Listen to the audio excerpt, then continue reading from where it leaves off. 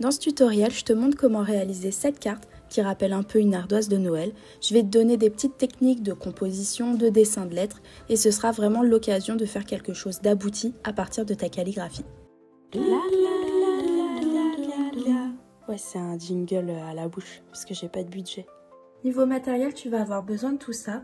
N'hésite pas à aller voir en description, je t'ai mis la liste avec vraiment tout le matériel détaillé et des références à chaque fois. On va commencer par faire un croquis de notre carte parce qu'on ne va pas se lancer directement au feutre, ce serait vraiment trop intimidant. Donc ce que je fais, c'est que je prends la taille de ma carte, je vais reporter pour avoir un gabarit pour pouvoir mettre en place ma mise en page en fonction de cette taille précise. Donc là, on va vraiment construire nos éléments un à un. On va monter la composition ensemble et je vais te montrer au fur et à mesure. Donc la première chose, c'est qu'on va dessiner un gros nœud en haut. Alors pour ça, on va trouver le milieu de notre page, c'est à peu près ça. Et on va faire un nœud centré.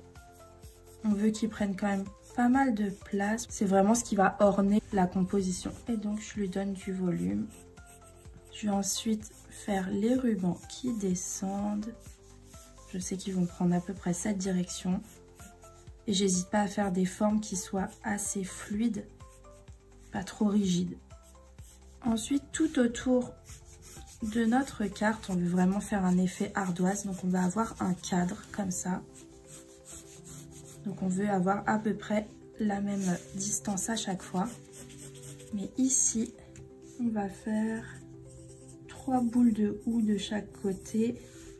Et hop, avec des feuilles qui vont aller dans cette direction-là. Donc je fais un trait qui va me donner la direction, comme ça je peux créer mes feuilles à partir de ça.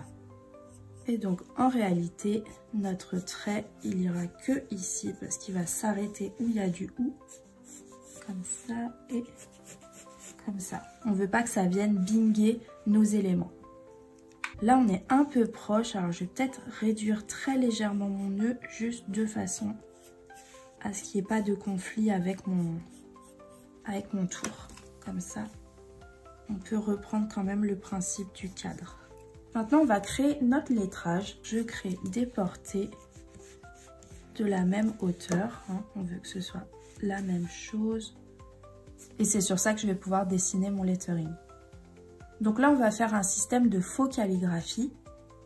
On va commencer par dessiner un lettrage filaire et après, on viendra mettre de l'épaisseur sur les pleins et les déliés. L'idée ici, c'est de faire le lettrage le plus joli possible et que ce soit à peu près centré. Si c'est pas tout à fait centré, on pourra décaler un petit peu, mais on va essayer de viser ça. Tu peux te baser sur les formes d'alphabet du brush lettering. Pour ça, j'ai un workbook gratuit qui s'appelle « Je me mets au brush lettering » et je t'invite à aller voir parce que tu as un modèle d'alphabet et tu pourras piocher là-dedans. Ornement pour habiller. Donc ça, je pense que je vais légèrement le décaler de façon à ce que ça arrive à peu près ici. Ça, je le ferai au moment de le passer sur ma carte. Maintenant, je vais rajouter mes épaisseurs en faux calligraphie. Si c'est vraiment un principe que tu connais pas du tout, je t'invite à aller voir ma vidéo qui explique cette technique. Et là, je vais rajouter de l'épaisseur sur certaines parties de mes lettres, les parties qui descendent. Et je fais en sorte de garder un rythme un peu sympa. Pour l'instant, on est vraiment en train de construire notre lettrage, mais ce sera une bonne base pour le transposer sur notre carte ardoise. Ok, on va partir de ce principe-là. On n'oublie pas que ça, toute cette partie-là, il faudra que je la descende très légèrement au moment de le transposer. Et donc, maintenant qu'on a notre modèle, on va le transposer sur notre papier noir. Pour ça, on va griffonner l'arrière avec un crayon bien gras. On est en train de créer un papier carbone, mais version crevarde. Et maintenant, je vais pouvoir replacer mon modèle sur ma carte. Et avec un crayon bien sec, cette fois, je vais repasser les traits. Donc là, je vais essayer d'être beaucoup plus précise, de faire un trait unique. Et ça va transférer mon dessin sur mon papier noir. N'hésite pas à bien appuyer parce que sur papier noir, c'est difficile de voir. Et donc, on a dit que cette partie-là, on voulait qu'elle soit légèrement plus basse sur notre carte. Donc, pour ça, je vais légèrement décaler mon papier et je vais repasser mon lettrage.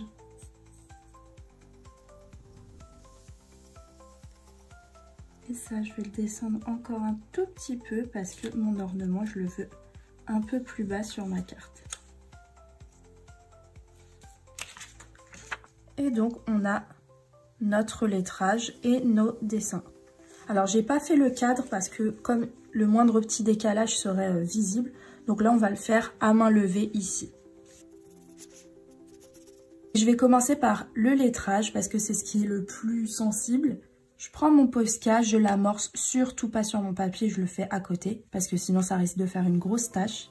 Et je vais redessiner là-dessus. Pour cette partie du B, je vais la laisser de côté et je la dessinerai à la fin parce que en fonction de si je suis un tout petit peu décalée comme ça, je pourrais tirer un peu cette partie pour compenser, pour que ce soit moins visible. Donc là, on est en train d'imiter de la craie, donc c'est pas grave si c'est pas tout parfaitement opaque, tout ça. On essaye d'avoir quelque chose de précis, mais s'il y a plusieurs blancs différents, si c'est pas colorié parfaitement, au contraire, ça fait plus réaliste. Si tu fais des petites erreurs, c'est pas dramatique. À la fin, on reviendra avec du noir pour corriger. Et ce qu'on veut, c'est vraiment un effet fait main. Donc on veut pas un truc qui soit parfait non plus. Sinon, il n'y a pas d'intérêt, autant l'imprimer.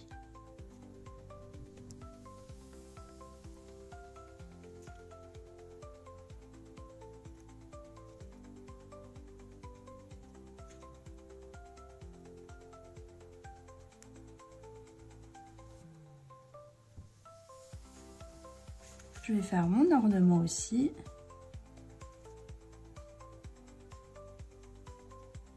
Je vais légèrement épaissir cette partie-là pour que ce soit un petit peu plus équilibré. Et là, je vais pouvoir faire mon entrée de B et je vois que ouais, c'est légèrement décalé. Une grosse accroche pourrait compenser un petit peu ce déséquilibre. Donc, je vais le tirer légèrement plus que ce que j'avais prévu sur mon modèle. C'est pas magique, mais ça compense un petit peu. On va passer maintenant à la couleur, on va faire le nœud. Pour ça, je mets juste une protection pour être sûre que ma main, elle va pas abîmer. Et en fait, ici, on va pas travailler au trait, on va pas repasser nos traits, on va essayer de créer du volume. Et pour créer du volume, on va utiliser le fond noir. Ça veut dire qu'il faut pas que je colorie l'intégralité du nœud, il va falloir que je laisse des petites parties noires pour évoquer des ombres. Donc les endroits où j'avais des petits traits, par exemple, je vais essayer de les laisser vides, de façon à évoquer, hop, une sorte de volume. J'hésite pas à utiliser la pointe de mon feutre. On veut vraiment un effet fait à la main. Pareil de l'autre côté.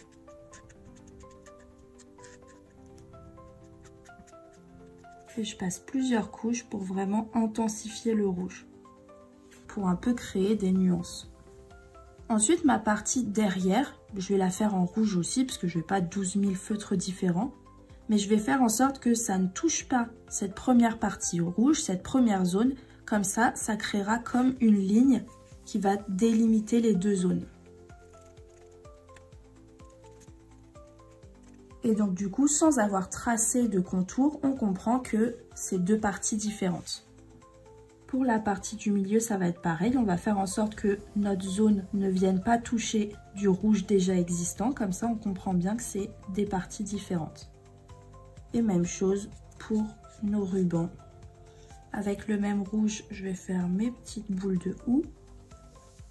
J'utilise le vert pour faire mon houx.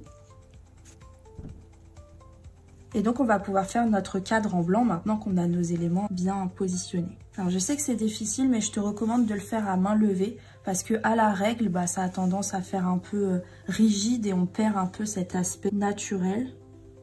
Après, si tu as vraiment peur que ce soit trop tordu, évidemment, prends ta règle. Si on a un élément qui passe un peu proche de notre trait, on peut le couper, même si ça fait du hors cadre, ce sera plus harmonieux. Et je vais terminer ma créa en ajoutant des petites étoiles un peu partout pour remplir, parce que là ça fait un petit peu vide. Et pour ça je vais faire des étoiles comme ça, donc une croix avec une mini croix dedans. J'en fais quelques-uns. Après je vais faire la même chose en un peu plus gros. C'est important de varier les échelles, c'est ça qui fait que c'est un petit peu moins systématique. Et quand je dis ça, du coup, je le fais exactement la même taille. Donc, vraiment des conseils de qualité. Hein. Tu peux rajouter des petites croix, comme des petits plus. Et la même chose en plus petit. Et on va faire pareil maintenant avec des points. Des petits cercles. Et la même chose en plus petit.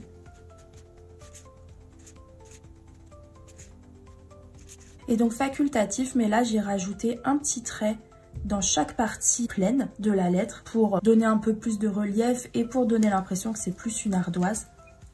Et facultatif aussi, je vais faire une petite ombre portée en rouge. Là, on veut que ce soit vraiment léger. Il ne faut pas que ce soit un gros trait. Et ce qu'il faut retenir sur les ombres portées, c'est qu'on va se positionner à droite de notre lettrage. Donc en fait, dès qu'on a un plein, par exemple, je vais faire une petite ligne sur la droite. Mais je t'invite à regarder, à observer. Ce sera plus parlant et tu trouveras le principe un peu intuitivement.